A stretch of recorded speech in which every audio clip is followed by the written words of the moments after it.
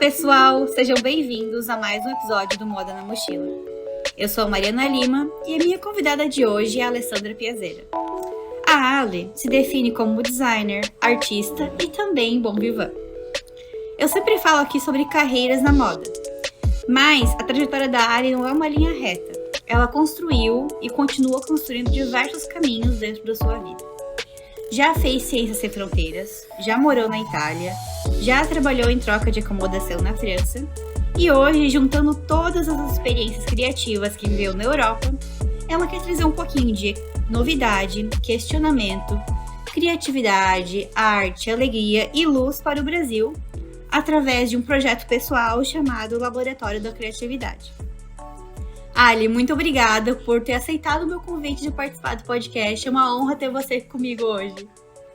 Obrigada, tia. É uma honra pra mim.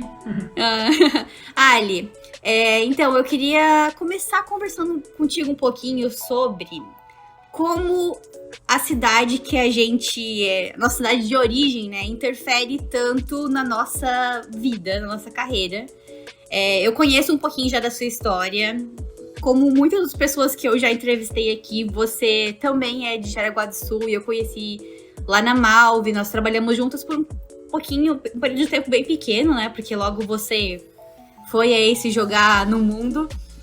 E você comentou também que a sua ideia, na realidade, não era trabalhar com moda nunca e ficar sempre mais pro lado da arte e do design, né? Então, conta pra gente um pouquinho aí desse início da sua carreira. Como que foi, como que você se interessou por moda e por design, desculpa, e como que você foi, assim, indiretamente obrigada a trabalhar com moda.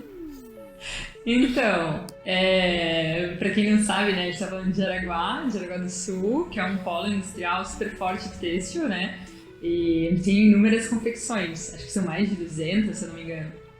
E, bom, nasci nesse lugar, mas com uma paixão enorme por desenhar. Daí a minha infância inteira eu desenhava o tempo todo, o dia todo. E aí, como eu te falei, né, a minha mãe quis me oportunizar um curso técnico que tivesse a ver com esse meu talento, né, e com essa minha habilidade. E aí em Jaraguá tinha só moda. Eu falei, moda não tem nada a ver comigo, né? Daí que eu fui pra Joinville estudar na Tupi Design de Produto. E aí, terminando o curso técnico, eu tinha que fazer um estágio. Aí, sempre morando em Jaraguá, né, fui procurar um estágio que pudesse ter a ver com o curso técnico e o que tinha era confecções de moda. E então mandei currículo para tudo que era lugar e só fui conseguir na época de um amigo da minha mãe que tinha uma confecção, daí eu fazia já estampas e tal, mas na mesma época tinha um paralelo. Eu tinha conhecido a Mari e o Gui, que tinham a minha idade, então 16 anos, 17, e eles trabalhavam como desenhistas na Malve. E aí, a primeira vez que eu ouvi falar naquilo, eu disse, gente, é o trabalho dos sonhos, né? Essas pessoas passam o dia inteiro desenhando. Tipo, pronto, minha vida tá feita. É isso, né? E daí o que aconteceu que a Malve tinha recebido, junto com o meu currículo, quando eu tava procurando estágio, eles receberam os meus desenhos. E aí, um dia eu lembro que eu tava terminando o meu estágio, o pessoal do RH me liga e me diz, oi, Alessandra, imagina, eu 17 anos, né? Então, Alessandra, nós temos uma oportunidade de emprego e tal, vai ter um teste no sábado. Você tem interesse em vir participar? Eu digo, não, eu já terminei, eu tô terminando o meu estágio, não tenho interesse, eu falei, né? Aí a moça do RH, bom, tem certeza? Porque é uma oportunidade de trabalho. Daí eu pensei, cara, não tem nada a perder, né? Eu vou lá, eu desenho, é isso aí, vamos ver no que dá. Eu falei, tá bom, então eu vou. Aí lá fui eu e 20 desenhistas, a gente estava um sábado inteiro fazendo diferentes atividades, assim, para eles observarem diferentes coisas, né? Composição, criatividade, etc. Mas eu fui sem essa pressão ou necessidade de passar, sabe? Eu fui me divertir. E aí, depois disso, eu fui contratada, daí eles me escolheram. Aí acabou que o meu plano era fazer cursinho, estudar em Curitiba. E aí acabou que eu tive que fazer essa escolha, tipo, eu aceito esse trabalho ou vou fazer cursinho e estudar numa outra universidade, sei lá, numa outra capital, né?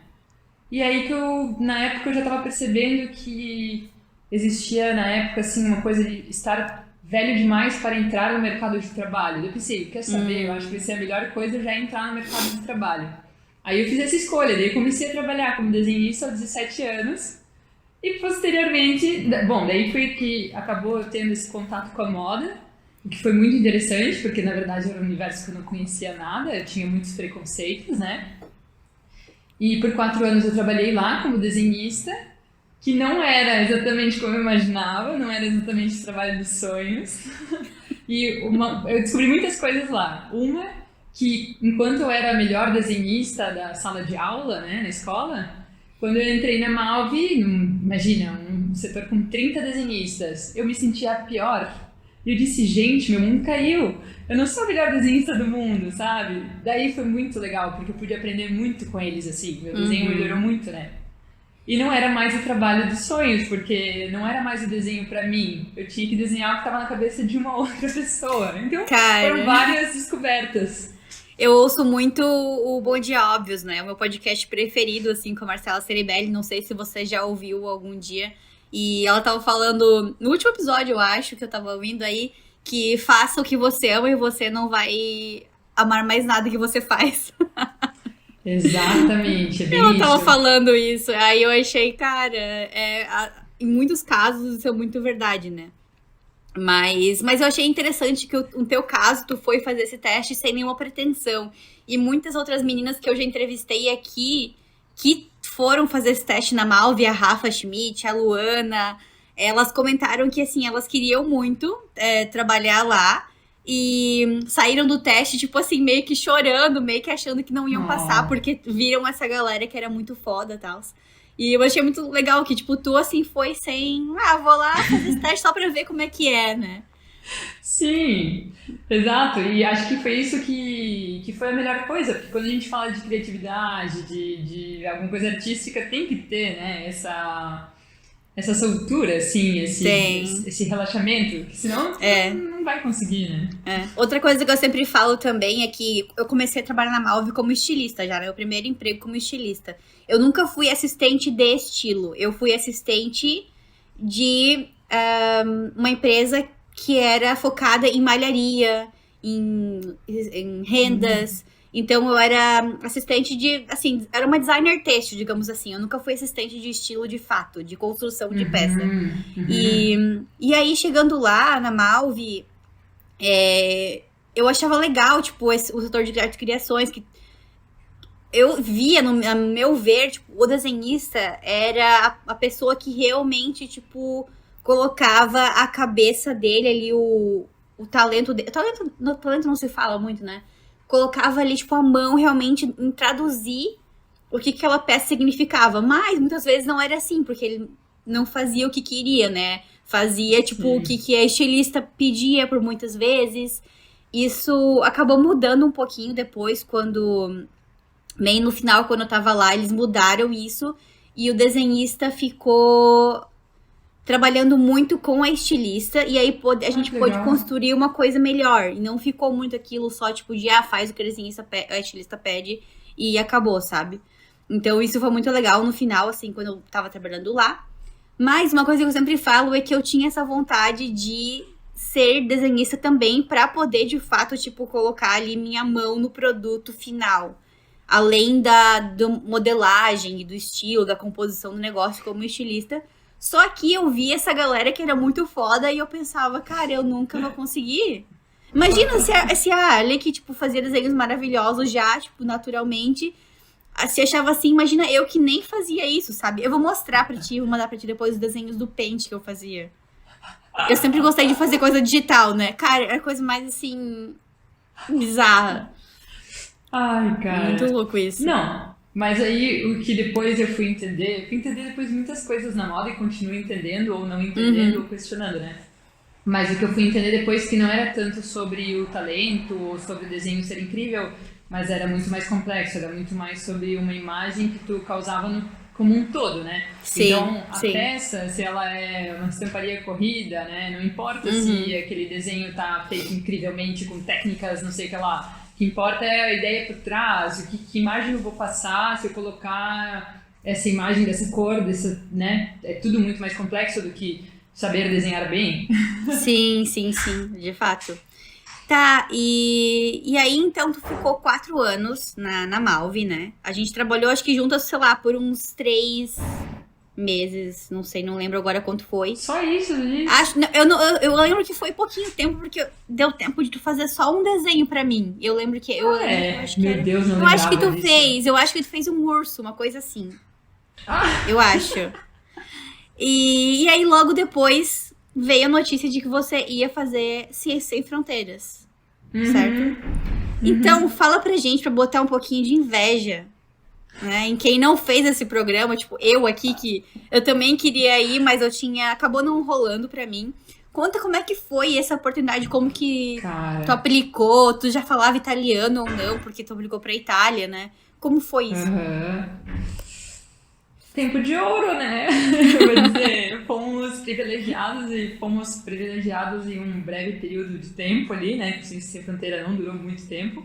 Não. Mas eu sempre brinco, eu digo que a gente tinha tudo o que todo mundo deseja. A gente era jovem, a gente tinha tempo e a gente tinha dinheiro. Assim, na real dá pra falar muito sobre esse programa, né? Mas era assim um pouco que a gente se sentia lá fora. E era uma oportunidade extraordinária. Então, tinha alguns requisitos, tinha que ser um bom estudante, tinha que estar, no máximo, completado 90% do curso da faculdade. Eu estava por ali, eu estava quase terminando a faculdade.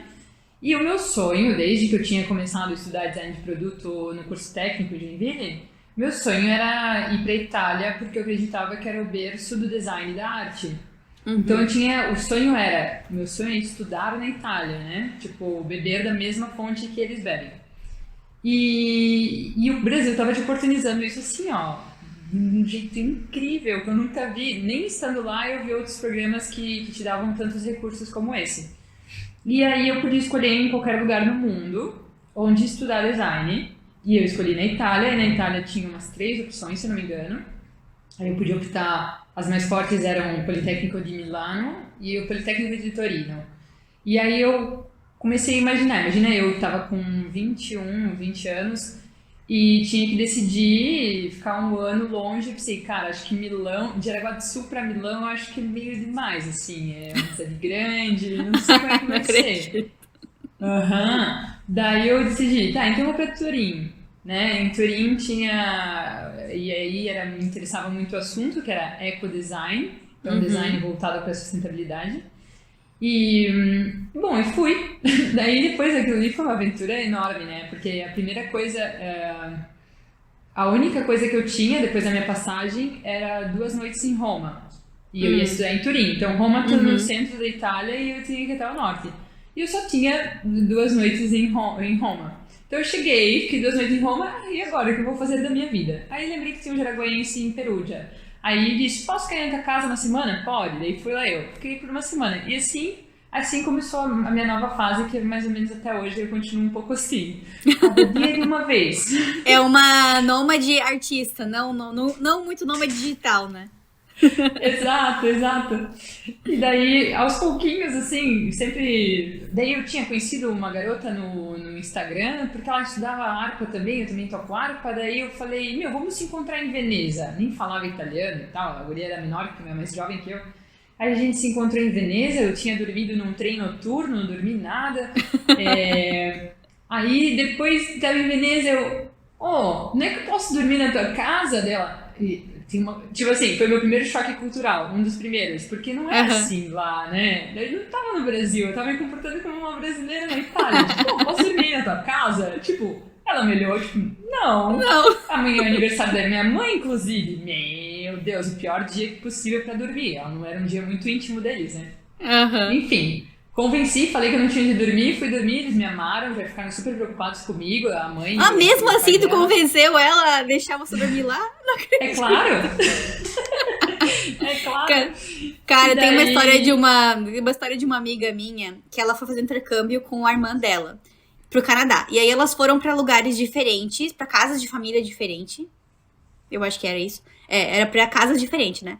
E aí, a irmã dela chegou pra cumprimentar a host da família, abraçando. E aí a mulher fez com as mãos assim, ó, tipo, não, sabe? Cara, a menina ficou traumatizada, não quis mais, tipo, queria ir embora naquele dia. A irmã dela, minha amiga, convenceu ela a ficar todo o intercâmbio. Mas ela ficou, tipo, traumatizada. Ai, não, elas não me querem aqui, não sei o quê. Eu vou voltar pro Brasil. Ficou, assim, pra vida, aquele trauma pra ela. Mas, enfim, só adicionando aqui esse negócio de cultural, né? Dessas diferenças culturais. Não, e a gente poderia fazer um podcast só de choques culturais. Porque é muito engraçado. E esse ali é o momento, né? Sair de Jaraguá e começar a conhecer o mundo, né? Saber que tem pessoas que se comportam diferente. Isso que Jaraguá do Sul, tipo, ainda é uma cidade, tipo, que foi colonizada?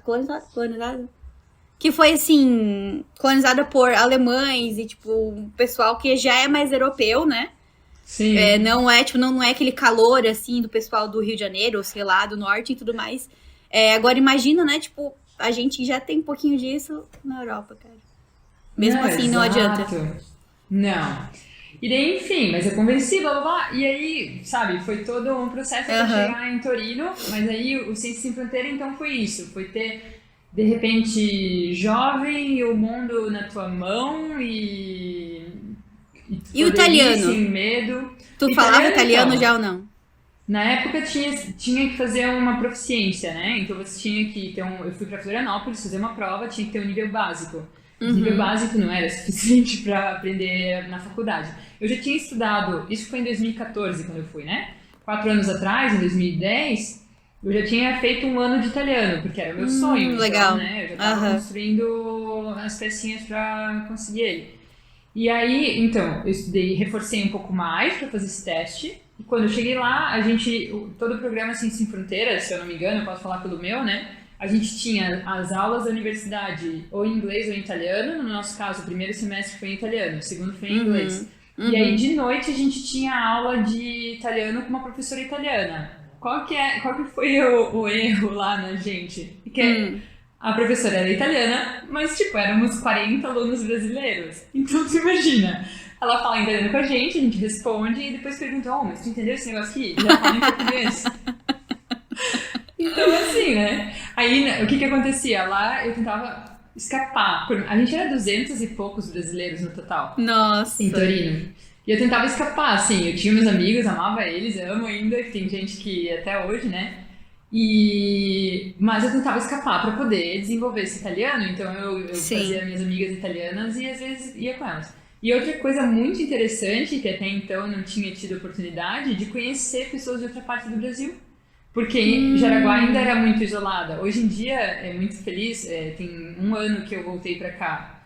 Apesar das minhas andanças, né? Nesse 1 ano eu acabei indo para Itália e para França. Mas enfim, é muito bonito chegar aqui e perceber que eu já escuto outros sotaques, já vejo outros costumes, a cidade está se abrindo um pouco mais, né? Sim, mas legal. foi na Itália que eu tive o primeiro contato com outros brasileiros, que não eram jaraguenses.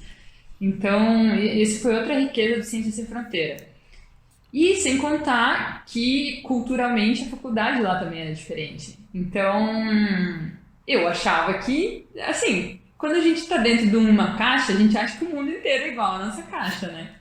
E de repente tá tudo de cabeça pra baixo. Então o que acontecia? As aulas eram durante o dia, não eram de noite, meu Deus, era acostumado a estudar de noite, né? Então as aulas eram durante o dia e eram assim, elas eram pingadas, né? No sentido que tinha talvez 3 disciplinas no semestre. Era mestrado, né? Então tinha uma disciplina na segunda de tarde, outra na quarta de manhã, outra na quinta. Pra nós, a gente pensa, gente, é muito tempo livre, né? Então a gente aproveitava nesse meio tempo e ia dar uns passeios, né? O famoso férias sem fronteira.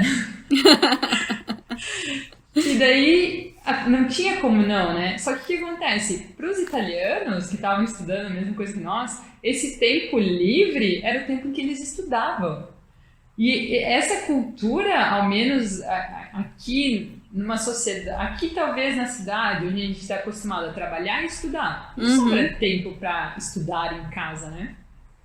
Então aquilo era muito interessante para mim. Ao mesmo tempo, aquelas pessoas que estavam ali estudando, elas tinham 25 anos e ainda não tinham ido para o mercado de trabalho. E eu dizia, gente, é muito diferente do que vocês estão aprendendo aqui e o que se aprende no mercado de trabalho, né? Uhum. Então era um mundo completamente diferente, assim. Então, ó, tu vê, o Ciência Sem Fronteira oportunizou também o contato com essas diferenças, inúmeras coisas. E a oportunidade também de sair da casa dos pais e criar uma nova versão de ti mesmo, né? Sim, claro. Virar o pequeno adultinho. Cara, esse negócio da faculdade, eu acho muito legal aqui que esse fato, tanto aqui quanto na Europa, né, como você vivenciou, de o estudante ser profissão estudante, né? Não faz assim, mais nada, fica dedicado àquilo, mas ao mesmo tempo, uma coisa que eu sempre falo é que eu gostei de ter começado a trabalhar cedo pra realmente ter uma afirmação de que era aquilo que eu gostava de fazer, né? Imagina se você tivesse ido pra faculdade de design de moda, sei lá, e aí, porque você, tipo, era coisa fácil lá de fazer. E tu nunca tinha trabalhado na Malve pra saber se realmente era aquilo que tu gostava ou não. Tipo, isso é uma vida completamente diferente, né? Então, assim, é uma coisa que, tipo, que eu acho que tem pontos positivos e negativos nos dois métodos de ensino. Total. Mas é muito louco. Mas a propósito do italiano, tu perguntou, né? Então era meio que isso, sim. Era um italiano muito, muito básico pro que a gente estava fazendo. E aí as provas lá são provas orais e provas escritas. Então imagina, quantos tinha que saber o italiano? E o escrito era o quê? Era você escrever um relatório, como a gente chama? Um texto, né? Um relatório sobre o tema deles. Então os italianos passavam argumentando, tipo, 1, 2 páginas, 3 páginas. Caramba! Imagina eu com meu italiano lá, meu Deus. Hoje que eu sou fluente, ainda sei que eu erraria, né? Esqueceria talvez, porque no italiano tem muito consoantes duplas, né? Então, contato, daí tem 2 T's e por aí vai. Sim. Imagina, sim. Só esses pequenos detalhes já seria muita coisa, né? E daí tem essa diferença, o que acaba também, a diferença ali do trabalho e a faculdade, acaba sendo uma diferença que grita depois na sociedade, né? Hoje em dia, inclusive eu não tô aqui tão à toa, porque lá tá uma sociedade onde quem tem trabalho tem, os jovens não têm, e é isso aí. Tipo, o jovem estuda, fizeram especialização, mas não tem trabalho. Aí eles têm um monte de conhecimento teórico, mas falta o quê do trabalho? Saber aplicar, né? Então eles até poderiam criar o próprio trabalho, mas talvez com essa falta da experiência profissional, eles não tenham nem essa habilidade desenvolvida, né? Eles sabem escrever, eles sabem ler, mas falta talvez colocar na vida real. E é aquelas coisas, né? As vagas de emprego que a gente vê. A gente quer contratar uma designer júnior, mas tem que ter de 3 a 5 anos de experiência. Tipo, como assim, né? Não. Vagas arrombadas, né? Não tem como isso. Total. E aí, tu ficou quanto tempo lá, através do Ciência Sem Fronteiras? O Ciência eu fiquei 1 ano. Daí foi 2 semestres, né? No Ecodesign. Primeiro, como eu te falei, em italiano. Segundo, em inglês. Aí foi o meu momento... Ai, pode falar essas coisas? Ali foi pode falar tudo. Um momento de glória, porque no primeiro semestre os italianos zoavam um pouco a gente, que a gente não falava italiano perfeito, né? Mas assim, a gente já falava português, a gente falava inglês e estava aprendendo uma nova língua. Viu? O que aconteceu no segundo semestre? O segundo semestre era em inglês. E aí os nossos trabalhos de grupo, o que aconteceu? Tava a Alessandrinha lá, traduzindo as turcas falando inglês comigo, eu traduzia e falava em italiano com as italianas, que não falavam inglês. Que massa, cara. Sim, cara. Mas, e daí foi 1 ano, e aí encerrado esse ano a gente tinha que voltar e ficar 1 ano no Brasil daí, né? Pois é, eu lembro disso, que era obrigatório, né, voltar pro Brasil pra, digamos, aplicar, botar... em prática o investimento que o governo fez ali no programa, né? Mas assim, a tua vontade realmente era voltar ou, tipo, se pudesse, tu ia ficar mais um tempo lá? Depressão. Assim, eu até cheguei em psicóloga, porque, imagina, esses são os efeitos colaterais, né, de ciências, porque aí o Brasil te dá isso, você é jovem, você tem dinheiro, você tem tempo livre, você é dono da sua vida, coisa que você não era antes, você tem acesso a inúmeras coisas que você não tinha antes, de repente, ok, acabou o sonho aqui, todos voltando pra casa, aí tu fica, não, eu quero ficar aqui, né? E daí, nossa, eu lembro ainda, eu cheguei em Jaraguá, tadinha, Jaraguá é muito bonita, né? Mas é que também não dá pra comparar com outras cidades, né? Daí eu lembro de ter chego e ter visto as calçadas tudo quebrada, tipo, os prédios feios, cadê a arquitetura? Eu tava em Torino, que era toda a arquitetura do século XIX, assim, um pouco com um toque francês, e daí tudo impecável, sabe? Tudo no seu lugar, e de repente eu olhava aquilo e dizia, por que que eu tô aqui? Meu, cara, fiquei bem deprimida nos primeiros meses. Mas aos poucos eu fui atrás do que eu queria. Daí, como eu tava muito nessa pegada de querer estudar o ecodesign, eu logo lembrei do estúdio Rato Roy aqui de Jaraguá, que trabalha com design circular. Massa. Eu fui direto lá, eu falei, bom, pra terminei o intercâmbio, tinha que terminar então a faculdade, né? Pra terminar a faculdade, lá vamos nós de novo fazer estágio. Eu falei, não, eu quero fazer estágio no Rato Roy. Era o único lugar que eu queria, mandei currículo e fui. E eles me aceitaram. E daí foi legal. Foi assim, o que me distraiu um pouco, digamos, naquela época, né? Porque daí era um trabalho muito bonito, onde tinha muitas riquezas e muitos recursos que talvez eu não encontraria lá fora, sabe? Eles trabalham com os povos indígenas, com mulheres artesãs, reciclagem. Então, todos esses temas eu gostava muito, assim. Então, eu tentei aproveitar ao máximo. Aí deu um ano e fui embora, então, né? Voltou pra Itália. Sim. E aí, assim, tu tinha, tipo, algum plano em mente quando tu voltou pra Itália? Ou, tipo assim, só se jogou e lá me viram? Aham. Certo que esse era o clima sempre, né? Essa era a minha vibe. É o lema, a vibe da vida, né? Sim, eu tinha uma namorada italiana que tinha acabado vindo pra cá algumas vezes. E aí eu fui pra lá. E daí esse era um esporte que eu tinha na época, né? E a família dela me acolheram muito bem. E aí o que aconteceu é que eu achava meu currículo sensacional, né? Imagina, eu tinha. Que ano eu tinha? Não sei. Mas imagina, eu fui pra Itália eu devia ter uns 23 anos. E aí eu vou lá, me sinto incrível. Gente, eu sou jovem, eu tenho experiência de 4 anos como designer, fiz o Politécnico de Torino. Nossa, Falo 3 línguas. Falo línguas, meu. E essa coisa que naquela época, eu não sei hoje em dia, mas no Brasil se valorizava muito o jovem, né? Mas na Itália não era assim. De novo, outro choque cultural, sabe? Na Itália eles não estavam nem aí pro jovem. Imagina uma guria de 23 anos, uma guria de 23 anos está estudando na faculdade, né? Como é que tu tem? Já ficam até desconfiados, como é que tu tem essa experiência, né? E daí... Aí eu fiz um currículo e ninguém dava a mínima bola pra ele. E deu, meu Deus, ferrou. E pra que tipo de vaga que tu tava aplicando? Tudo que tivesse a ver com design gráfico, assim. Então, em Torino tinha como se diz? Casas editoriais, se diz? Onde faz revista e livro. Sim. Tipo, pra trabalhar com design editorial.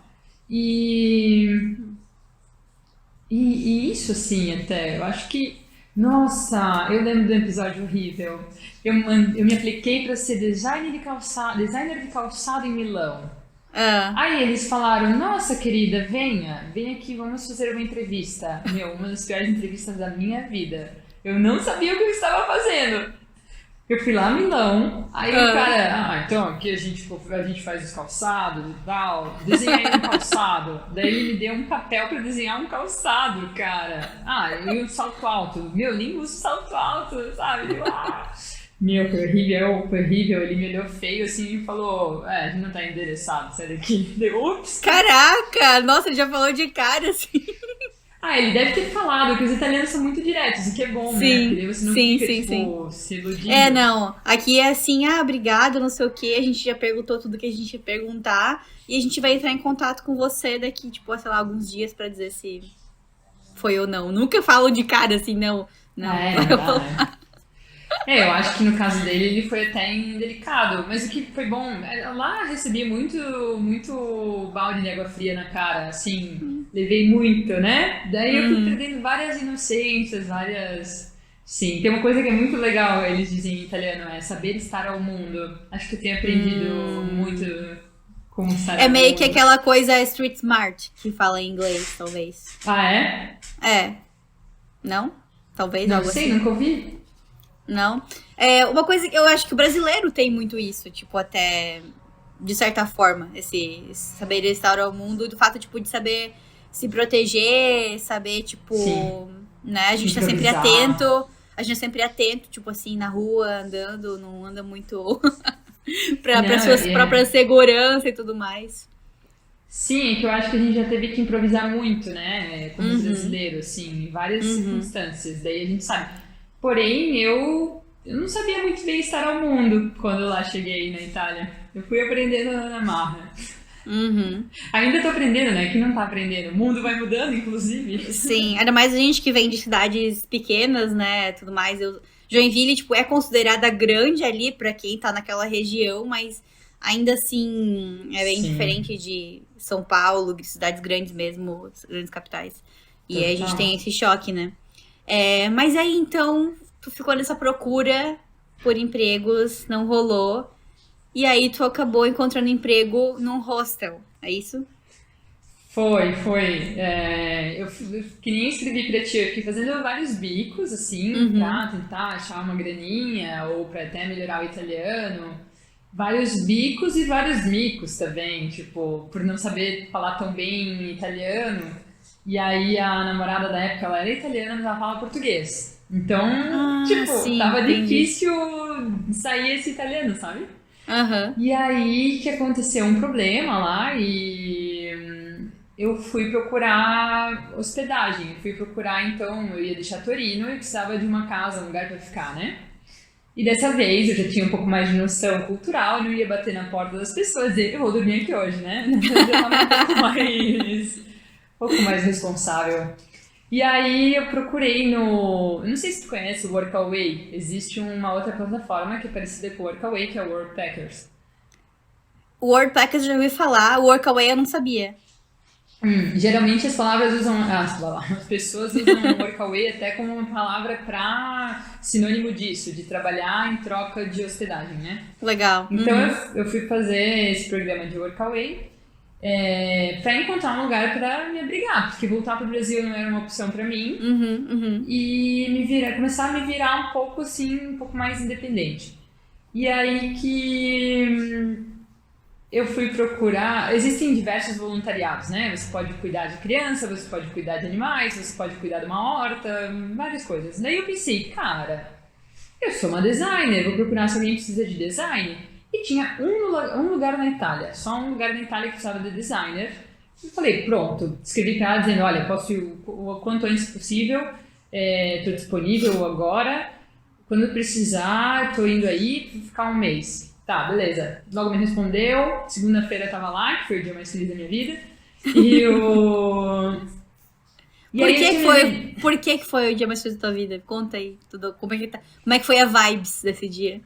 Ai, cara, daí é bem profundo e bem pessoal, mas dá pra resumir que foi o dia em que eu reconquistei, eu era novamente dona da minha vida, eu tinha, só isso já valia muito.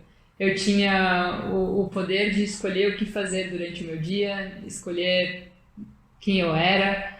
É, eu tinha, naquele ano era Páscoa, né? E naquele ano, em 2017, no início de 2017, eu passei uma virada de ano muito bonita e tal, com fogueira, um pessoal bem querido assim.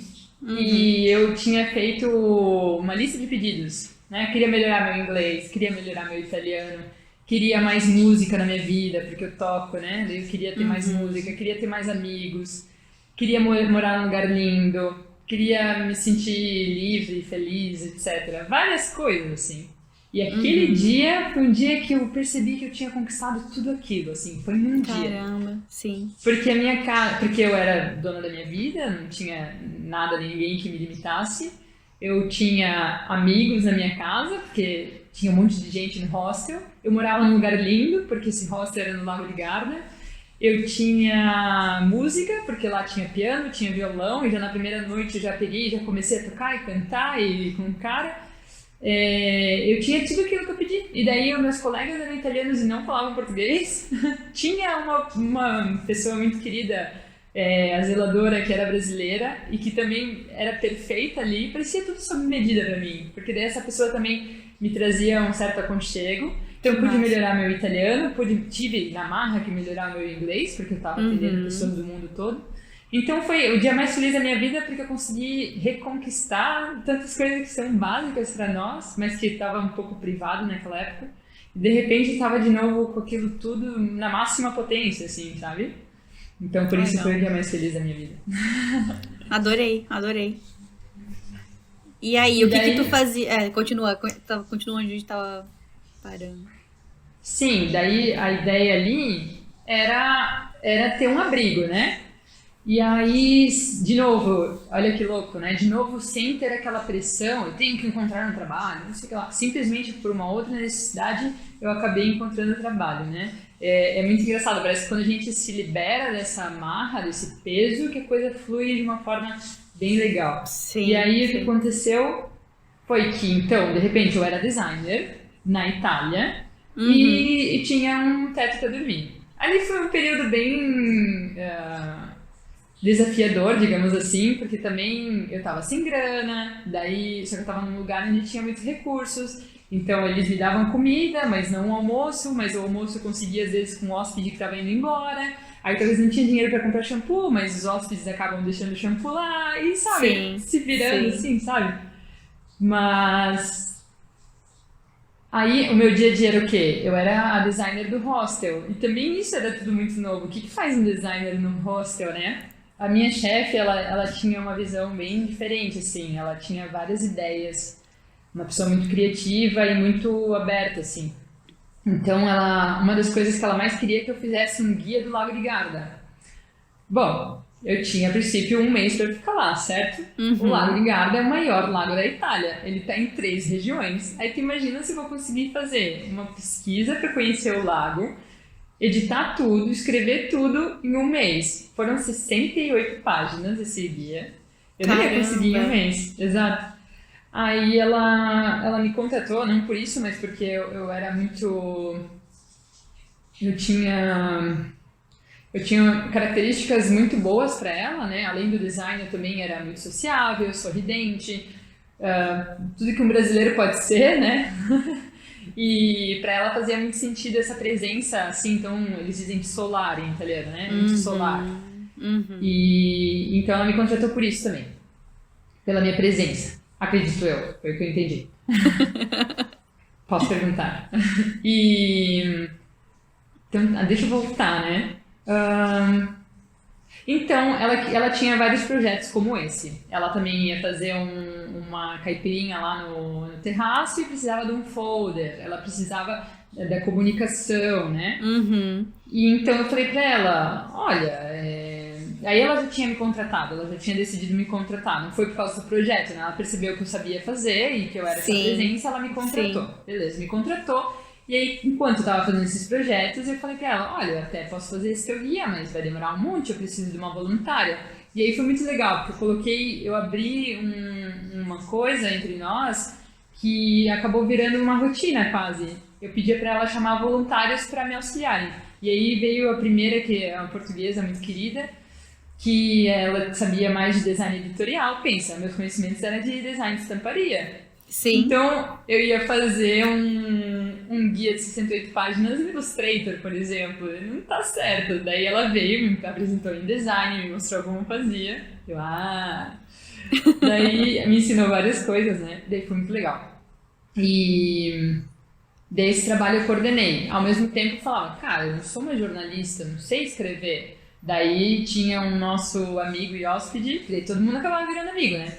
Uhum. Os hóspedes.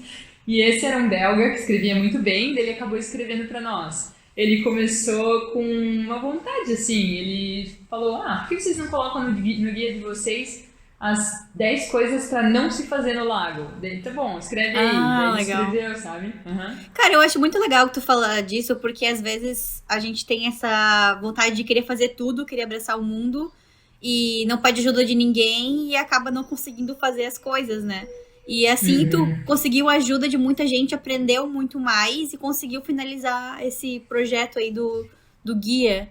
Eu falo por mim mesmo, às vezes eu tenho até, tipo, sei lá, um pouco de receio de perguntar pro meu chefe, vamos contratar outra pessoa É, como freela pra fazer isso aqui, e acaba, tipo assim, se sobrecarregando, né? É uma coisa exato. muito legal. Então, acho que ali foi na prática, pela necessidade, a primeira vez que eu entendi isso. E aí depois, num outro momento, né, que a gente vai falar do Babouché, que foi uma escola na França muito importante agora, esse ano, teve uma frase do Júlio Verne que ficou muito marcada, que é: o que um homem pode imaginar, outro pode fazer. Então, Sim. naquele momento, eu estava fazendo isso, né? Eu sabia que eu tinha esse projeto, era uma ideia uma vontade da minha chefe, que na verdade era uma necessidade dela, tá? Porque o que era o guia? Ela só queria que as pessoas parassem de ficar lá engarrafando, fazendo engarrafamento na recepção. Ela disse: gente, ninguém sabe nada do Lago de Garda, as pessoas não pesquisam, as pessoas vinham, alugavam os recepcionistas perguntando um monte de informação do hostel, e ela falou: cara, se eles chegam no meu hostel e eu já dou pra eles a informação, é isso, sabe? Procura Sim. lá no guia. Mas o que acabou acontecendo que ela não podia imaginar? Acho que ela não imaginou. Que as pessoas, elas chegavam, recebiam uma coisa, elas já ficavam felizes porque elas receberam alguma coisa, né? Um presente. Elas iam, levavam as coisas dela no quarto, folhavam rapidinho o hostel. Eu tinha elaborado ele em diferentes segmentos, tem o momentos itinerários, então tem 10 itinerários, sugestões de como passar o teu dia, coisas fazer, coisas comer, tipo, várias sugestões para aproveitar ao máximo, sabe? Cara, as pessoas voltavam em 2 segundos e diziam: ai, eu descobri que tem muita coisa por aqui, eu preciso reservar mais 3 noites. Caramba, que massa! Sim. Meu, tipo assim, nem era a intenção inicial e, tipo assim, acabou favorecendo ela. Que louco. Total. A intenção era desafogar a recepção e acabou tendo esse efeito também, né? Uhum. Só concluindo o guia, que ele é muito querido para mim, né, como um projeto. Então teve essa equipe, ainda teve o tradutor de inglês, que era um guri da África do Sul, enfim, várias pessoas envolvidas. Mas o que eu mais gosto, eu elaborei ele de algumas formas, né, mostrando mapas, mostrando itinerários, mostrando atividades, e no fim tem uma parte que eu gosto muito, que como eu tinha sido uma hóspede no hostel, eu tinha entendido o quanto que aquilo era importante para mim, né, ainda mais naquele momento que eu estava vivendo ali, né. E aí eu coloquei esse último momento para a pessoa pensar no que ela estava fazendo, no que ela estava vivendo, né? Porque a gente, cada vez com essa pressa, a gente quase nem vive mais para nós, a gente vive para mostrar para o outro, né? Então aquele era o meu convite para ela pensar sobre o que ela estava vivendo. E daí eu coloco perguntas, né? Coloquei: qual foi a pessoa mais doida que você conheceu? Essa música me lembra o hostel, né? Daí escrever a música, ou uma mochila e 5 coisas que eu vou levar comigo. Pra ela parar pra pensar, né? E essa parte eu gostei muito, acho que é uma coisa que eu levo ainda muito no meu trabalho, né? Que nem eu te falei, de sempre fazer com que a pessoa pense no que ela tá fazendo, sabe? Eu faço muita questão disso, assim. Sim, é legal. E até mesmo a gente tem muita pressa quando vai viajar, né? A gente quer viajar, vai pra Europa, quer conhecer o máximo de cidades possível, né? E aí, conforme a gente vai amadurecendo esse modo de viajar, a gente quer passar muito, assim, mais tempo num lugar e conhecer mais, assim, não só os pontos turísticos daquele lugar, mas também de como as pessoas que vivem ali Exato. moram e onde que elas vão. E só caminhar pelas ruas, uma coisa que eu gosto muito hoje em dia, tipo, é caminhar pelas ruas sem rumo, assim. Até tem um nome pra isso, esqueci. Tem, Esqueci e é o agora. nome em francês. Esqueci agora. Tem uma designer, uma ilustradora, Amanda Moll, ela sempre fala disso. Sim. Quando ela vai viajar. Agora, enfim, se alguém lembrar aí, comenta no É, Instagram pra gente. que eu tava indo para Paris, daí eu perguntei pro meu amigo: o que eu deveria ver? Daí ele falou essa palavra, ele falou: basta ser um taranana, e é isso aí. É muito louco. Mas é legal mesmo. E esse guia a gente só consegue ele se for lá ou tem na internet também. Tem na internet, tem no site do hostel, que é Legal. meethostel.com, e lá tem o PDF gratuito, podem espiar por lá. Ele é muito mais interessante pessoalmente, porque tu pode tocar nele e tal. Sim. Mas dá pra ver que eu tava muito inspirada, porque a capa que eu pintei é bem inspirada e é bem com as técnicas que eu aprendi na Malve, com estamparia. Eu Que fiz legal. um pequeno milagre, eu digo, com aquela capa, porque no hostel, imagina, no hostel eu usava o meu computador, o meu laptop, eu não tinha material para desenho, alguma coisa, eu tinha a minha Wacom, eu tinha meu computador e vamos lá. E aí não tinha nenhuma mesa de trabalho, eu tipo ficava, todo dia eu encontrava uma mesa nova, tinha que buscar extensão, tinha que me virar, enquanto isso talvez chegava um grupo de 50 alemães, ao mesmo tempo que alguém estava tocando piano e, sabe, uma loucura, tanto que depois eu pedi pra minha chefe alterar essa situação, assim. Sempre aquela vez, no começo a gente aceita, e depois, tipo, tem que ser temporário. Sim. E é muito bom se dar conta que certas coisas têm que ser temporárias, que não precisa ficar engolindo, né? Mas o guia tá lá e, assim, o milagrinho, né, que eu tô dizendo foi que eu tinha folha sulfite, tinta guache dessas de escola, um pincelzinho horroroso desses também, que vem junto com a tinta guache, e é isso. E daí a capa eu fiz com isso, eu peguei uma folha, pintei uns patos, elementos lá do lago, né, fiz as ondas e tal. Daí eu escaneei e depois no Photoshop eu separei tudo e montei conforme eu queria a composição. Mas, assim, olhando... Agora vocês sabem, né? Mas olhando não dá pra dizer que eu fiz com tinta guache. Poucos recursos. Cara, e aí, mas essa pesquisa você fez realmente viajando ali pelo lago ou como é que foi? Eu tinha pouco tempo, então... E eu tinha só um dia livre, né? Então, quando você trabalha no turismo, no verão italiano, quer dizer que você vai trabalhar principalmente finais de semana. Quanto mais as pessoas estão de férias, mais trabalho você vai ter. E então eu acho que no primeiro ano eu trabalhava todos os dias, só terça-feira era livre. E como eu tava me sentindo naquela liberdade, né, e eu tava num lugar tão lindo, eu tinha essa sede de degustar todo o lago. Então todo dia livre eu ia para um lugar diferente no lago. Só que tinha muita coisa para ver. Então eu ia onde dava, o transporte público na época, que era bem, assim, não tinha tantas opções. E então eu fiz uma exploração minha, mas ao mesmo tempo também eu fui pesquisando com o meu amigo que nasceu lá e trabalhava comigo, e ele ia me dando dica, né? O que o hóspede tem que ver e tal. Então foi assim. Hoje em dia eu já poderia fazer um guia 2.0, porque depois já conheci, imagina, fiquei 3 anos lá. Aí depois com o carro já podia visitar outros lugares que antes eu não tinha acesso. E daí então, como é que foi? Dicas, né? Conta, você comentou que você comprou um carro. Eu sempre vi aquele carro, eu não sabia. Assim, eu fico stalkeando as pessoas na internet, né? E eu sempre acompanhei a Ali, as viagens dela, a vida dela lá na Itália. E aí eu vi aquele carrinho muito fofo. E também tu comentou que comprou um apartamento. Como é que foi? Tu comprou um apartamento, né? Sim. Cara, que doideira! Tudo por necessidade, cara. O que acontece? Bom, vamos começar pelo carro, né?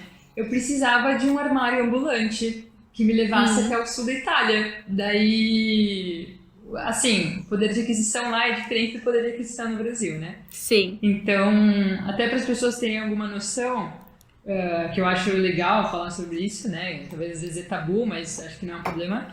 Por exemplo, eu tinha um contrato de barista. A minha chefe não me contratou como designer, ela me contratou como uma pessoa que trabalha no bar e faz café, que eu fazia realmente às vezes. Às vezes todos os dias. Eu dividia, né, metade recepção e metade design. E então, como barista, na temporada de verão, trabalhando por 6 meses, eu ganhava 1.500 euros. Aí, o carro que eu comprei, que é uma Renault 4 de 1988, custou 3.300. Então, tu vê, em menos de um ano tu consegue comprar teu carro, porque na época eu pagava aluguel, a casa era tipo 650, mas eu dividia a casa com outra pessoa, então 300 e poucos euros. Então imagina, né? Consegue em pouco tempo comprar teu carro. Enfim, e daí no segundo ano que eu tava lá no hostel, eu comprei meu carro e Foi ótimo, porque lá não tinha. Por exemplo, a minha mãe foi me visitar algumas vezes, daí a gente queria jantar fora em um lugar e depois voltar pra casa. Não dava, porque o último ônibus era às 6 da tarde. Então, pra voltar Caramba, pra 6 da tarde? Não sim. acredito! Então eu comecei a experimentar o lago de uma forma diversa com o carro, né? Uhum, E a necessidade por quê? Porque até então eu sempre de aluguel. E muitas vezes eu vinha durante o inverno, tudo fecha lá no lago, o uhum, hostel também, ninguém está trabalhando. Então eu pensava de vir para o Brasil, ou talvez eu sempre ensaiava mudar de emprego, porque essa coisa não me agradava muito, de trabalhar no verão, quando tá todo mundo curtindo, tem sol, tá dia lindo, e no verão, que é sim. horroroso, ficar em casa sem fazer nada, sozinha como um cão, não. Aí a ideia era, bom, eu preciso de um armário. Eu preciso de um armário ambulante onde cada vez que, se eu quiser mudar de casa, eu ponho minhas coisas ali dentro desse carro e posso ir pro Brasil sem ficar dependendo de ninguém, né? E na Uhum. mesma época eu queria ter atravessado a Itália e eu perguntei pro meu amigo, bom, eu tenho essa exigência, eu preciso de um carro que caibam todas as minhas coisas e eu preciso atravessar a Itália. E aí o meu amigo, o querido Matteo, que é um dos meus melhores amigos, pegou e falou, então, tu precisa de uma Renault 4. Eu falei, então tá bom. Aí quando eu vi, gente, o carro de 1988, sério mesmo? Sim, o melhor motor. Daí eu, tá bom. Daí ele me ensinou, pra tu ter ideia, a marcha dele, né? Como é que diz a Ah, marcha? Ela não é aqui embaixo, ela é aqui na frente, do lado do volante. Então aqui, sim. todo um outro rolê. Ela sai da frente, sabe? Ela não sai lá de baixo. Aham. É, tem alguns aqui também que são, tipo, no volante mesmo assim, né? Não, mas esse aí não é automático, era carro. Ele é. Como é? Ele Não, é não é um carro manual. automático, manual, exatamente. Não, e tem mais. Quando eu comprei ele, eu tinha que pegar uma estrada rápida. Ah, E aí, eu já tinha aprendido com outro senhorzinho a dirigir, porque senão eu nem saberia como dirigir. E aí eu fui tentar colocar na quinta, né? E eu tô rápido, vou pôr na quinta. Cadê a quinta, né? Daí quando eu olhei, só tem quatro. Porque ia bem mais devagar, né? sim, sim, sim. Mas era meu xodó, se chamava Antonieta e eu vendi esse ano. Também, sempre por necessidade, assim, né? Tipo, Uhum, eu tava uhum. no Brasil, ela tava lá estragando, eu falei, não faz sentido, né? E foi assim. Mas eu curti muito o meu carrinho e ele atendeu todas as minhas necessidades. E aí depois, bom, veio outra necessidade, né? Que assim eu já estava resolvida. Eu tinha um armário ambulante, não Ambulante. atravessei, não atravessei a Itália com ele, mas tá tudo bem. Ah, não. Não, Quem mas sabe na próxima, né? quando eu vim pro Brasil, não, eu não cheguei a deixar as coisas no carro, que não teria sido muito seguro mesmo, ainda bem. Sempre que eu vinha pro Brasil, eu deixava as coisas no hostel. A chefe Uhum. sempre foi muito querida. E a casa foi em 2019, no início de 2019, era sempre aquela negociação com a minha chefe, né? Ela sempre, então, e aí, vai trabalhar esse ano? Eu falei pra ela, não. O Gui já tinha chego, o meu amigo, né, que tu já entrevistou, ele já tinha chego na Itália, e ele tava também dizendo, ele deu de trabalhar no hostel, não sei o que lá, e eu, verdade, deu. Daí eu fui bem rebelde, assim, mesmo sem ter outra coisa em vista, eu falei pra ela, não, eu não vou mais trabalhar aqui. E daí ela, nossa, mas por que não? Daí eu comecei, por um monte de coisa. Eu só tenho um dia livre, eu tenho que trabalhar com meu computador pessoal, e não sei o que lá. E fui, sabe, fazendo uma lista. Daí ela Aham. olhou, mas tudo bem, eu mudo tudo isso pra ti, deu. Eu não contava com isso.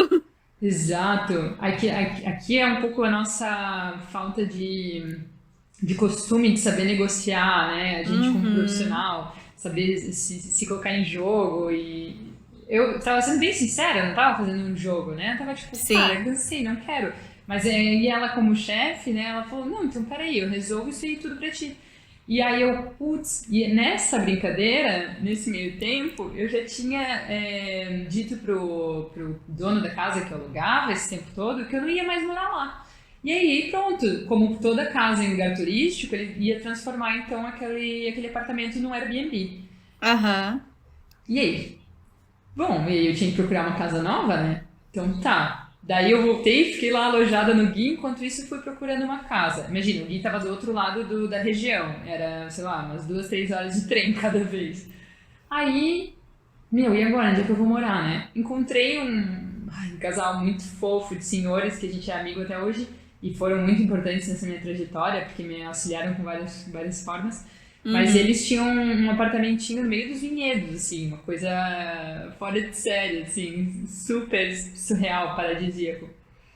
E aí eu fui morar lá, era 10 minutos de carro, só que eles também iam começar a fazer o turismo no verão. Eu falei, cara, eu já tenho que pensar na próxima casa. E daí ligar pra tudo que é imobiliária, na minha cidade, na cidade próxima, tudo, todo mundo, olha, não tem, só tem casa turística. Aí eu, putz, né? E aí na época alguém me disse, ah, por que tu não compra? Eu falei, comprar uma casa pra ti é fácil, né? Eu sou brasileira, tenho 25 anos, não sei o que lá, tu achas que eu posso comprar uma casa? Sim, eu acho, vamos lá perguntar no banco. Aí fomos no banco, perguntamos sobre empréstimo, imagina, eu tinha um trabalho, né? E aí até daria pra pegar empréstimo, graças a Deus não peguei, porque depois veio a pandemia, né? Mas aí, Uhum. eu lá falando com o banco, pensei, putz, eu acho que eu vou ligar para um banco lá no Brasil, sabe? Chamado Minha Mãe. Aí contatei aquele banco no Brasil e falei, pô, tu não consegue emprestar aí pra eu fazer a entrada aqui desse apartamento e tal? E aí que esse banco, minha mãe, muito querida, me salvou em vários momentos da vida, né? E me deu suporte em vários momentos, ela então me auxiliou. E daí eu consegui comprar a minha primeira casinha, né? Imagina a Que emoção. legal. Aham. Bem pequenininha, mas assim, é minha, né? E saudades, Sim. inclusive. E nada, daí foi assim, sempre com as ideias vieram nessa necessidade, né? Nessa cidade. E Imagina, agora tá lá sendo. Tu alugou ela e agora ela tá lá esperando por você pela por mais uma temporada de Itália, não sabemos quando, né? não sei muito bem o destino, né? Eu vou conforme aparece ideias. É, muito louco. Bom, quem sabe se um dia eu morar lá e tiver disponível, eu alugo a tua casa, então. Opa! Então, agora ela está disponível. Quem quiser alugar, entre em contato comigo. Um belíssimo apartamento do Lago de Garda. Ligue para o 0800 aqui nessa tela. Maravilhoso. Muito bom. Tá, e aí então, nessa toda reviravolta aí de largar o emprego. Não, aí tu continuou trabalhando lá porque ela mudou tudo, as tuas exigências, as tuas reclamações. Perfeito. Eu tinha um escritóriozinho para mim, com uma Uhum, mesa. Ela comprou um Mac para mim, comprou tudo que eu precisava. Falei que precisava do pacote da Adobe, ela colocou. Tudo. E ainda era a única salinha que tinha lá, era tipo a salinha de Xerox. Daí ela tirou uhum, tudo, fez bem bonitinha, porque daí comigo, sentada, fechada nessa salinha, tinha ela do outro lado no computador dela. Então imagina, uhum. pros recepcionistas que tinham que ficar lá, talvez era até, meu Deus, era a Alessandra se achando, né, na salinha com a chefe. Mas era muito bom, porque tu imagina, naquele ano, em 2019, tinha uma colega que ela colocava um reggaeton no volume Adoro. máximo. Aí tu imagina tu fazendo lá o Guia do Lago de Garda e o reggaeton de e aí tipo, meu Deus. Aí graças a Deus, todo dia, o dia todo, né, martelando na tua cabeça. Aí graças a Deus tinha uma porta. Tinha uma porta, daí eu podia fechar, me concentrar no meu mundinho. Aí depois, quando acabou minhas 4 horas de design, daí eu ia lá pra fora. Daí é isso aí, beleza? E toda a Sim, que bom. socialização possível. Cara, esse negócio que do poder de compra, que a gente também demora a. O negócio do poder de compra, quando a gente vai morar fora do Brasil, a gente entende muito rápido pro nosso lado, né? Ah, aqui agora eu posso comprar minhas coisas. Só que eu acho que a gente demora um pouco pra entender essa questão do trabalho. Tipo, você falou ali, você nunca pediu pra ela pra ter um notebook do trabalho. Alguns exemplos que eu sempre dou é que eu ficava surpresa quando eu chego pro meu chefe e proponho alguma coisa nova e ele aceita, sabe? Tipo, então, vamos, tem o WGSN, que é um site de pesquisa e tudo mais, você topa, tipo, custa, tipo, US$ 10.000 por ano. E ele topa, sabe? Tipo, eu fico, tipo, caramba, tipo, tu é uma empresa pequena, tu não é uma Malve, uma gigante pra poder pagar isso. Aham. Só que a gente não entende de que o poder de compra pro empresário aqui também é igual também, né, pra quem mora aqui. E até, tipo, banco de imagem, no meu primeiro emprego como designer, tipo, eu chegava e falava pro meu chefe, tipo, e se a gente comprar, tipo, esse banco de imagem X? Aí ele falou, beleza, pega o cartão de crédito e compra. E no Brasil, tipo, a gente Aham. tem esse negócio de sempre, tipo, tá vivendo, tipo, ali na margem, né, tipo, do custo, do que pode gastar e Sim. não passar da conta, a gente não demora um pouquinho pra entender. E foi legal que tu, assim, externalizou isso pra ela e, assim, deu Exato. certo, né? Mas, enfim, como É, que tu fez... Tá, pode não, falar. mas é interessante que tu diga isso, porque talvez por que fazia sentido para ela, ela tinha essa abertura. Já Uhum, outras coisas, ela sempre empurrava, porque imagina, eu estava fazendo um trabalho que geralmente não tinha naquele contexto. Era um hostel sim. de 200 pessoas, né, de 200 hóspedes, mas não era uma rede de hostels, sabe? Sim, sim, Então ela já sim. estava sendo ousada assim. Então tinha muitas coisas que ela não tinha recurso para mim, né? Ela não tinha. Então eu tinha que. Nossa, ali eu tinha bem pouco recurso. Ali era o papel sulfite com a tinta guache, sabe? Tipo, Uhum, quando ela uhum. queria a gente tinha o recurso, né? Mas não era sempre. Então tive que fazer muita gambiarra, assim, sabe? Acho que também tem um pouco disso quando tu quer introduzir uma disciplina num lugar que não está Sim. acostumado com aquilo, né? Até então ela não tinha noção de como que poderia converter em dinheiro, né? E depois que ficou pronto o guia, que ela teve noção que mais pessoas se interessavam por ficar lá, e Meu, aí ela se sentiu motivada a investir mais no setor Alessandra Piazeira. exato, eu era um setor total. Ai, E aí, como é que tu foi voltar pro Brasil? Como é que aconteceu isso aí? isso aí, Tô bom, pulando daí. demais já ou não? Tá pulando o quê? Tô pulando demais a tua história ou não? Não, tá tudo certo. Eu não sei se queres falar sobre a entrevista com o Oliviero, não sei Ai, se. claro, sim, sim, sim. Eu não lembrava em que estágio que tava isso. Mas aí, então, o Gui, né, o Guilherme Vieira, se mudou para Jaraguá do Sul, que é um grande amigo da Ali, um grande ícone de jaraguaense. Exato. O Gui, tipo, ele é muito artista, eu já fui em palestras com ele lá na universidade e nunca trabalhei com ele, mas ele também já trabalhou na Malve. E ele Uhum. sempre foi, tipo assim, uma pessoa que inspirou bastante gente lá de Jaraguá e continua inspirando. Tem uma história incrível. Logo também. Não sei qual vai ser a sequência aqui dos podcasts, mas logo vocês vão poder ouvir um pouco mais a história dele, que é incrível.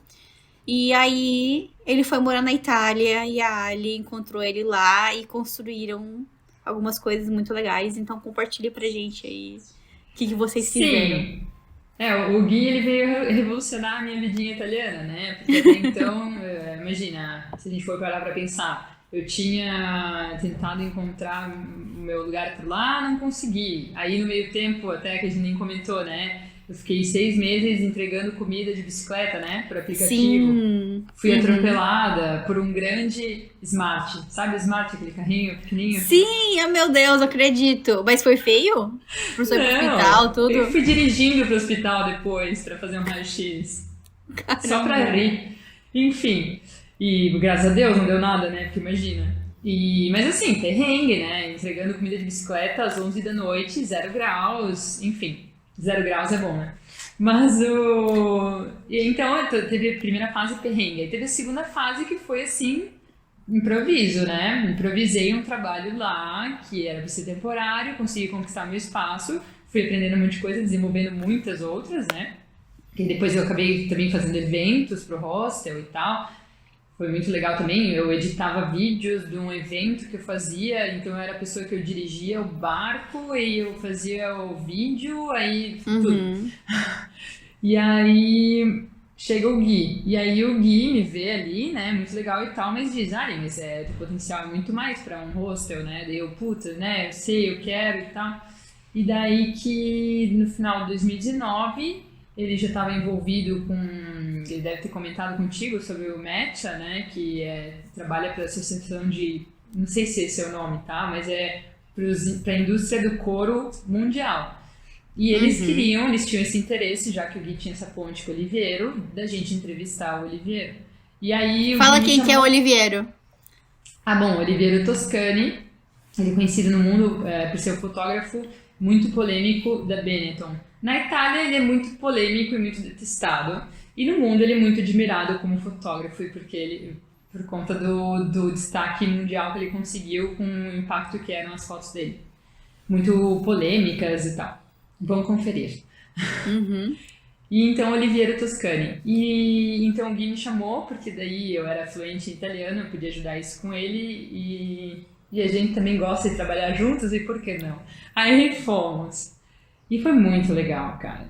Foi muito legal, assim, eu já tinha me preparado antes, eu já tinha visto entrevistas dele, né? Primeiro de tudo, o medo que a qualquer momento ele se recusasse a fazer entrevista ou ele se cansasse de nós.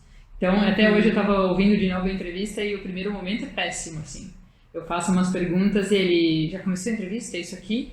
Mas o que são vocês? O que vocês fazem? Ah, daí eu Ai, vou que falar, merda! não, é um perfil de moda no Instagram dele. O quê? Mais um como tantos. Vocês acham que vocês são originais? Vocês são uma merda. Daí ele começa, sabe, ladeira abaixo. Não Mas eu já tava bem acredito. amaciada, né? Eu já tava bem Sim, amaciada com sim. isso, já não me assustava mais. Eu tinha, bom, tô aqui, vai ser interessante, vamos lá. E daí aos pouquinhos eu vou ganhando ele, assim, eu vou criando um território, assim, e ele acaba sendo muito legal, eu adoro muito essa entrevista. Dá pra conferir no site do Matcha, tá em inglês. E para mim foi muito especial porque tem muitas coisas ali que ele fala referente ao mundo de hoje. Imagina, ele estava com 77 anos quando eu entrevistei ele e tem muito, o mundo mudou muito, né, nos últimos anos, durante a vida dele, inclusive, e ele fala muitas coisas interessantes do ponto de vista dele, como ele vê o mundo de hoje, assim. Então, são várias críticas, inclusive. E é isso, acho que é o caso de conferir a entrevista, porque é bem longa.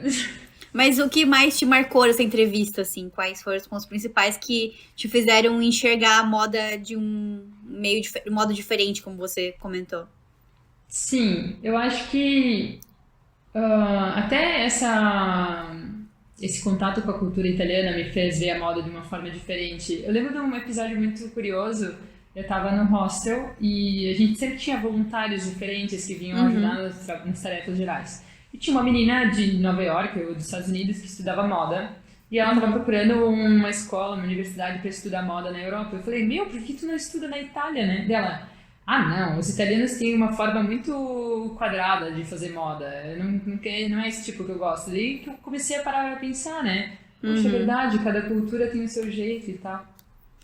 E o Oliviero, o que ele fala muito sobre a moda, ou o que ele fala muito sobre as etiquetas em geral, é de tentar evitar ao máximo esse fetichismo, né? Ele mesmo não se considera fotógrafo, ele não se considera que trabalha com a fotografia, ele considera que ele tem uma mensagem para passar e a fotografia foi o meio que ele encontrou para passar essa mensagem. Era uma ferramenta, né? Então acho que ele deve muito bem ver a moda também desse ponto de vista. E é o jeito, talvez, que eu vejo hoje em dia a moda, né? Ela é uma ferramenta para aquilo que você quiser. Então, quero fazer dinheiro, a moda pode ser essa ferramenta. Eu quero comunicar, expressar quem eu sou, a moda pode ser essa ferramenta. Quero fazer arte, a moda pode ser essa ferramenta. Então, a moda como ferramenta para algo mais, né? Para uma mensagem. Sim. Legal. Muito louco. Um podcast com a Doris Trapto, ela comentou sobre isso também, que as pessoas elas consideram, tipo, o pagamento delas, né, de formas diferentes. Algumas pessoas querem mais reconhecimento, outras pessoas querem mais dinheiro. Então, isso vai, assim, mudar, tipo, a forma que você trabalha, como você leva a vida, leva a sua carreira. E no texto que você mandou pra mim, eu achei muito legal uma frase que você falou, eu vou até marquei aqui pra ler, que é: meu sucesso é estar satisfeita em ter sempre combustível para nutrir minha curiosidade e sede de viver, sem deixar de estar próxima das pessoas que importam pra mim. Achei muito lindo. Ali, gente, às vezes eu mando para as pessoas, né, um e-mail com instruções e perguntas. E eu deixo bem livre, assim, eu faço só uma pergunta. Como é que foi? Me conta sobre sua trajetória. Algumas pessoas escrevem um parágrafo, outras pessoas escrevem, tipo, 3 páginas. E eu deixo muito livre, sabe? Porque eu não quero também incomodar o tempo da pessoa, o quanto que ela quer passar essa vida pessoal dela ou não. E a Ali escreveu um texto bem completo. E ela teve muitas frases legais. E uma das frases que eu mais gostei foi essa daqui.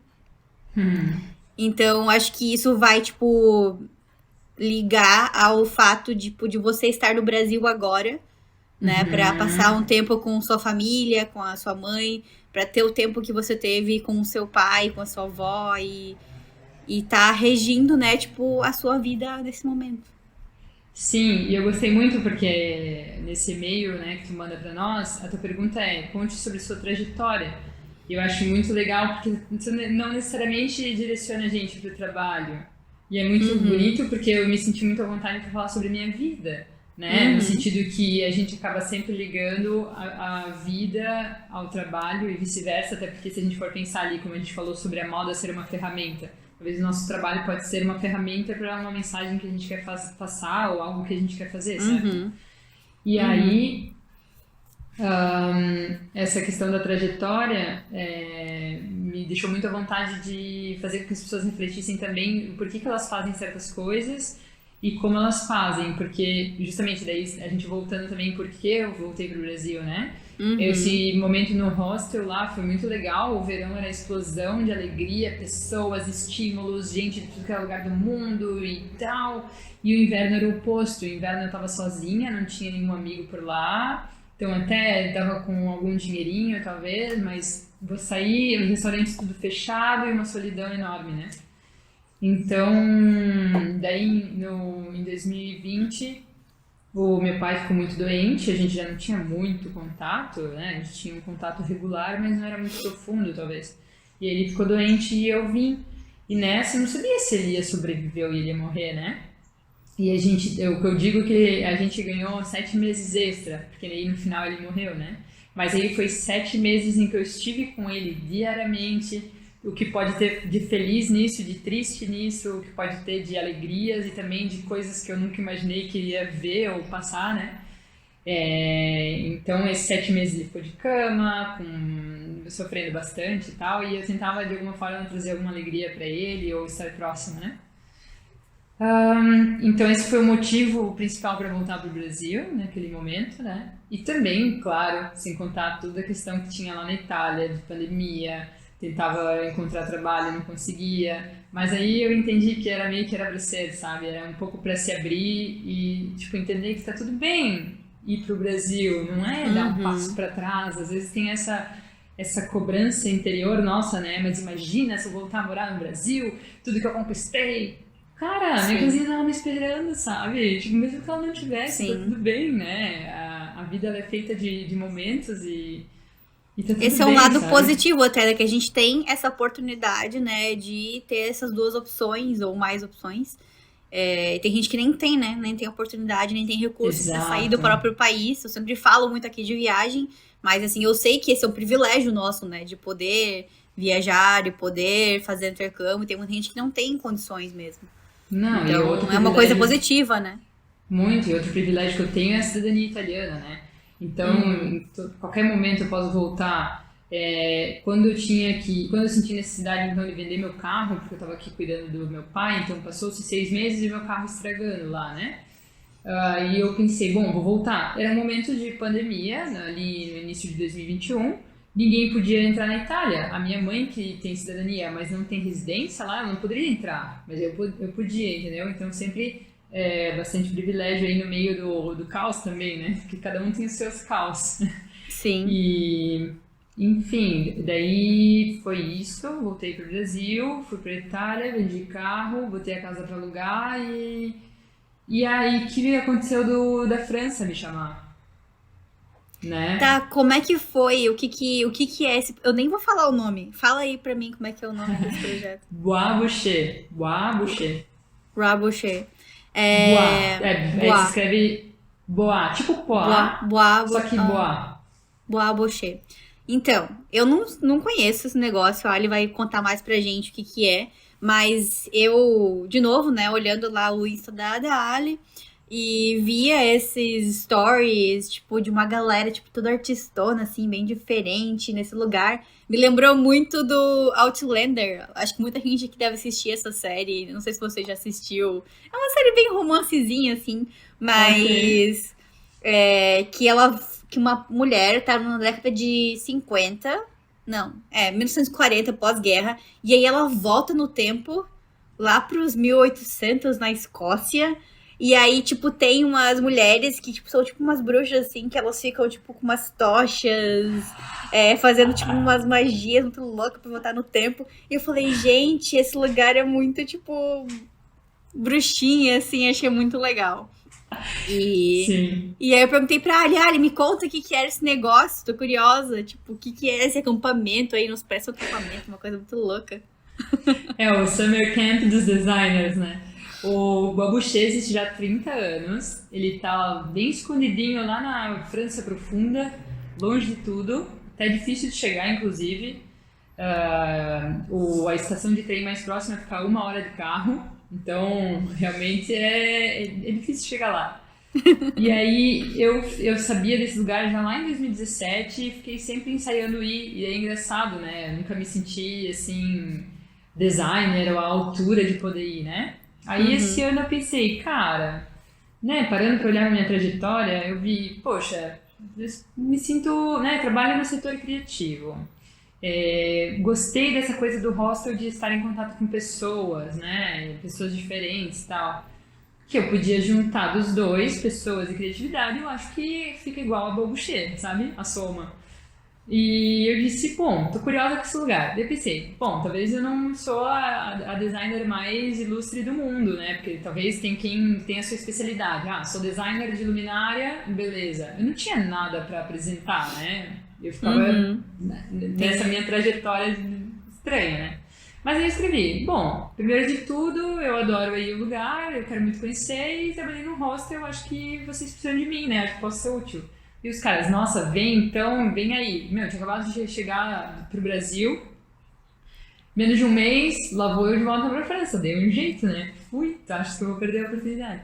E aí o que que era? É assim, quem voluntaria ali no Babuché por mais de 6 semanas, se eu não me engano, ganha em troca um workshop. O workshop que eles oferecem. Eles oferecem workshops semanais com grandes nomes do design, como o designer espanhol Jaime Rayon, ou teve esse ano... os Irmãos Campana já deram aula lá. Legal. Eles detestam ser chamados de Irmãos Campana, então desculpa. Sério? Tá, mas Foi como é que eu chamam ouvi. eles, então? Até a Melissa fez parceria com eles já e escrevia Irmãos Campana, não era? Eu sou porque eles não gostam de ser chamados assim, ou Humberto e Fernando Campana, se não me engano, ou Estúdio Campana. Ah, tá. O Marcelo Rosenbaum também já deu aula lá.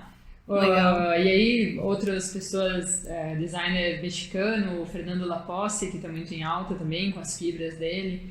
Enfim, bastante gente, assim, reconhecida na área e tal. E eles vão lá para dar aulas por 1 semana.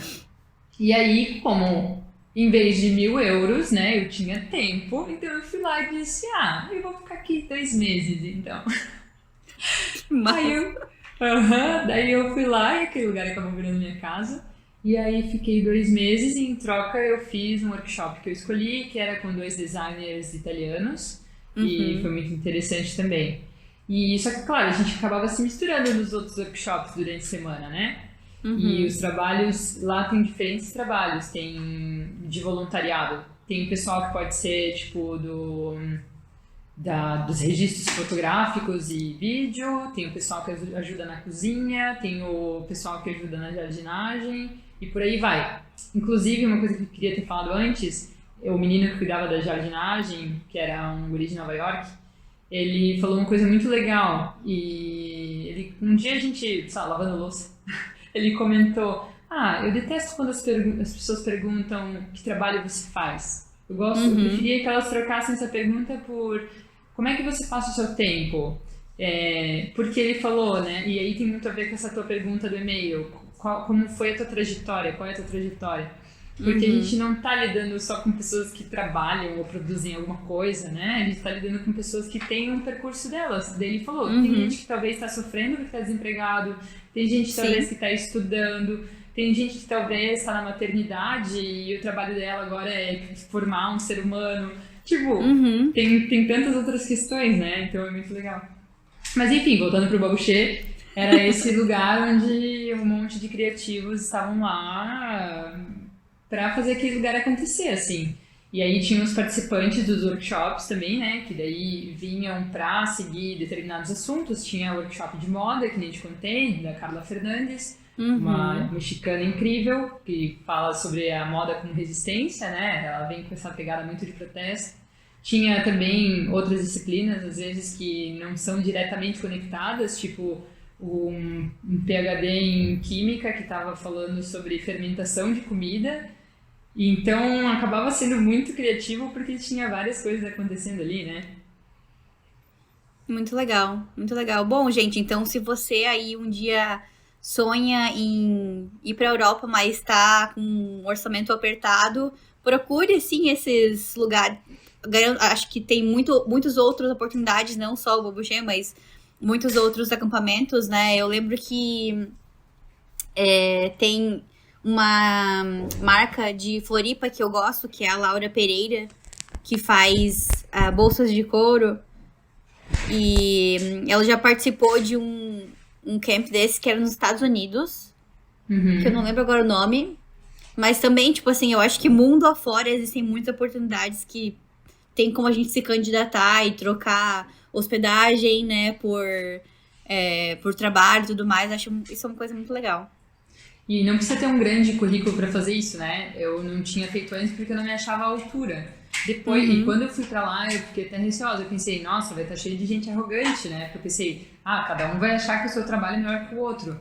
Meu, assim que eu coloquei, assim que eu entrei no carro com 2 participantes, né? Que eu tive contato com os primeiros participantes, a primeira coisa que eles falaram foi: eu tô numa fase que eu tô meio perdido, eu não sei se eu tô fazendo a coisa certa, se eu tô trabalhando com design de imóveis, né, devia estar trabalhando com outra coisa. E era muito legal, porque essa era a característica daquele lugar. Muita gente estava ali pra se procurar, pra se questionar, assim, sabe? Sim. Pra experimentar alguma coisa nova também. Então Sim. foi muito legal, porque foi uma troca muito, muito rica, assim. Então não precisa ter um currículo enorme, precisa ter tempo, precisa ter um mínimo de dinheiro para comprar passagem e precisa ter coragem, né? Coragem para se jogar, é isso aí.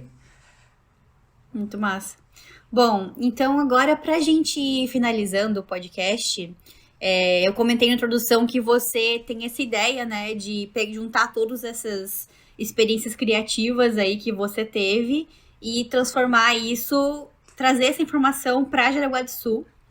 E eu achei muito legal. Você criou o Laboratório de Criatividade. E então fala pra gente um pouco desse projeto, qual que, sei lá, é a sua ideia no momento, porque eu sei que é um projeto em construção, né?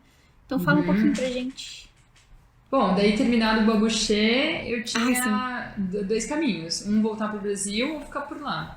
E aí também tinha a minha avó que estava muito mal e tal, e aí eu decidi, não, é o momento de estar no Brasil de novo, perto da minha família. E aí que eu pensei, poxa, né, eu já entendi que no Babuché eu não precisava ser ninguém para estar lá, né? A gente às vezes pensa, eu preciso ser alguém para fazer determinada coisa. E o que significa isso, né, afinal? E eu pensei, cara, minha vida inteira eu achava que eu tinha que ser alguém para trazer alguma coisa para minha cidade. Eu descobri que no Babuché, descobri que não, que você só precisa fazer se você quer trazer alguma coisa para algum lugar, né? E aí, com essa vontade, eu trouxe essa ideia e eu formulei junto com a Bárbara. E ela foi me auxiliando, foi meio que minha produtora. E a gente construiu juntas, a partir dessas vivências do Babuché, que foram inúmeras, que dava para fazer um podcast só sobre o Babuché. A partir dessas vivências, de construir alguma coisa, de oferecer alguma coisa para a cidade. E aí essa coisa foi a gente chamou de Lumina Laboratório de Criatividade. Porque daí a ideia é que tenham diferentes sessões, diferentes edições. E esse primeiro era relacionado com luz e sombra, então por isso Lumina, né? E aí, então, o Laboratório de Criatividade ele foi formulado com uma minha necessidade interior de fazer com que as pessoas imaginem mais, sejam mais curiosas, se questionem mais. E aí, bom, a gente já realizou a primeira edição, foi muito legal. Imagina, para algo que ninguém conhecia, ninguém nem sabia o que era muito legal. As pessoas chegavam lá e perguntavam, vocês sabem o que é isso? Não, eu não sei. E a minha chamada foi destinada a curiosos de todas as idades. Então foi muito legal, porque as pessoas realmente foram curiosas, né? E a gente conseguiu um 70% de adesão, assim, a gente tinha 100 vagas e 71 pessoas vieram. E foi muito legal, em diferentes sessões, né? Enfim, e lá o que aconteceu? Eu preparei um ambiente adequado para deixar as pessoas mais à vontade para explorarem a luz e a sombra com objetos, assim, banais que estavam ali. E transformar esse banal e a sombra e tudo mais em algo extraordinário, em algo que pudesse mexer com a imaginação delas e que elas pudessem se permitir brincar, se permitir errar e acertar sem nenhum julgamento, sabe? E essa era outra coisa, daí tem mil referências, né? Essa era outra coisa que uma vez no Babuché eu fiz questão de sentar durante a janta com o Alexander von Vegesack, que é o dono, o criador do Babuché, um personagem incrível. E eu pensei, cara, eu tô aqui, eu tô com medo de falar com ele, mas se eu não falar agora, não vai ser em Jaraguá que eu vou falar com ele, né? Daí eu fui lá e sentei, escuta, posso fazer perguntas? Enfim, durante a conversa ele falou algo que me marcou muito, que foi que no escritório do IMSS, são designers muito famosos, que já não existe mais, é um casal, eles brincavam muito. E aí, a partir dessas brincadeiras, se criava um novo, né? E aí ele falou da importância de brincar e de como o adulto depois não se permite mais brincar, né? Sim. E aí eu falei, cara, eu acho que é tudo que a minha cidade precisa, assim, porque é tão industrial, é tão exata, né? Ah, se a gente fizer esse caminho aqui, chegaremos a esse resultado aqui, e aí, não sei o que lá, parece que já tá tudo, né? E aí, eu colocando uma pitadinha de erros e acertos e brincadeira, talvez eu possa um pouquinho, abrindo um pouco, né, a cabeça dessas pessoas. Era essa, sim, a minha ambição. E daí foi isso, assim. Cara, eu acho muito legal que tu falou isso, porque esses dias eu já fiz um post uma vez falando sobre a nossa vontade, o que a gente queria ser quando a gente era criança, né? E eu comecei a pensar em trabalhar com moda porque eu gostava de desenhar, como você também. E a minha intenção quando eu era adolescente era ser jornalista de moda. Mas aí a gente vai entrando no mercado de trabalho, vai entrando na faculdade, no curso técnico, né? E esses caminhos assim, que a gente vai entrando vão moldando e vão mudando o que a gente queria, nosso plano inicial, né? E é muito louco, tipo assim, eu hoje em dia trabalho com moda infantil, trabalho com isso, tipo, há muitos anos já, desde que comecei a trabalhar lá na Malve. Não era um plano meu, eu não entrei na faculdade pensando, vou trabalhar com infantil, foi uma coisa que aconteceu, que o meu emprego me moldou ali, né? E isso volta também ao que a gente estava conversando lá no início, tipo assim, como que a nossa cidade natal e de onde que a gente está inserido molda a nossa carreira, né? E se a gente não sair, não explorar, não se colocar no mundo para ver opções novas, a gente pode ser que fique muitos anos ali naquele mesmo caminho que aconteceu, que não era o nosso plano, né? E não enxerga mais essa criança interior que a gente tinha lá do início. Então eu achei muito legal esse teu projeto. E muitas vezes a gente não sabe mesmo descrever, né, o que é esses sentimentos artísticos ali que você falou e que você tá construindo, então eu achei muito legal. E eu também acho muito legal que Jaraguá do Sul, apesar de ter uma cidade pequena e tudo mais, sempre tá aberta a esse tipo de movimentos artísticos, né? Por exemplo, você toca harpa, cara. Tipo assim, tem o FEMUS, que é o de Jaraguá do Sul, que é um negócio muito legal. Eu sempre fui muito... Eu não sou de Joinville, né? Mas sempre fui muito, tipo, apaixonada por Jaraguá, por esse sentido de ter esses projetos, ter muita gente criativa lá. Minha primeira semana lá em Jaraguá do Sul, eu fui parar lá na Estranoica. Eu falei, gente, não tem isso em Joinville? Como assim? Era muito legal. Então, eu acho muito legal. Sou muito apaixonada por Jaraguá do Sul nesse sentido também. Mas olha que legal, e no que tu falou tem 2 pontos que eu queria comentar. Primeiro, que tu estás fazendo a tua essência, né? O jornalismo de moda. Sim, olha só. sim. E 2, que essa coisa de a gente se moldar conforme a gente está, né? E aí o que tem a ver eu e tu, a gente ter saído e ter visto outras formas.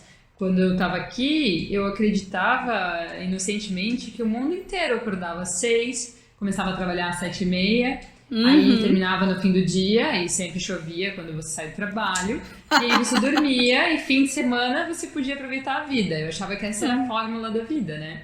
Aí imagina a hora que eu fui trabalhar num hostel, onde o meu dia livre era uma terça-feira, né? Aí eu podia ir no banco, podia ir no museu, podia fazer tantas coisas, né? Que às vezes nem dá pra fazer no fim de semana. E acho que essa é a grande riqueza, né? E essa coisa que tu falou do meu texto ali, que eu digo combustível por essa curiosidade, é um pouco isso, é essa vontade de nunca perder essa curiosidade, porque eu já entendi como é em Jaraguá, eu já entendi como é na Itália, dei uma pincelada na Alemanha, em outros lugares, ali na França. Mas e aí, será que tem um lugar que é mais parecido ainda comigo, sabe? Será que tem um lugar que oferece tudo aquilo que eu gosto? Ou será que tem ainda alguma coisa que eu gosto que eu não sei que existe, sabe? Então, essa curiosidade eu acho muito importante da gente manter ela, porque como tu falou, senão a gente vai acabar fazendo uma trajetória que não é a do nosso coração ou a que nos realiza mais, sendo que na verdade existe talvez algum lugar no mundo e a gente pode acessar ela, sabe? E ser quem a gente realmente é. Acho que é meio por aí. Adorei. Ali, muito obrigada por ter compartilhado um pouquinho da sua trajetória, né? Eu sei que a gente poderia ficar conversando horas aqui sobre vários outros podcasts e Boucher e tudo mais da Itália, perrengues, né? A gente nem falou disso ainda, muitos perrengues específicos. Mas adorei nossa conversa. E se alguém quiser entrar em contato contigo, qual a melhor forma? Pode entrar em contato comigo pelo meu Instagram, Ali Piazeira. E sim, manda lá uma mensagem, sem medo, perguntando sobre Boucher ou qualquer coisa. Só não sobre cidadania italiana. Não, brincadeira. É porque eu não fiz a minha, né? Então não vou ser muito útil. Mas qualquer coisa me escreve lá, vem dar um oi. Obrigada a ti, Mari. Eu agradeço. E se alguém quiser entrar em contato comigo, também pode mandar mensagem pelo meu Instagram pessoal, @marianasdelima, ou pelo Instagram do podcast, Moda na Mochila. Se você está ouvindo pelo Spotify, lembre-se de seguir o podcast, tem um botãozinho ali, seguir. Se você está ouvindo pelo YouTube, dá um like, faz um comentário aí, pergunta alguma coisa pra Ale, menos sobre a cidadania italiana. E segue o canal. E é isso aí, pessoal. Espero que tenham gostado do podcast de hoje. Beijinhos e até a próxima.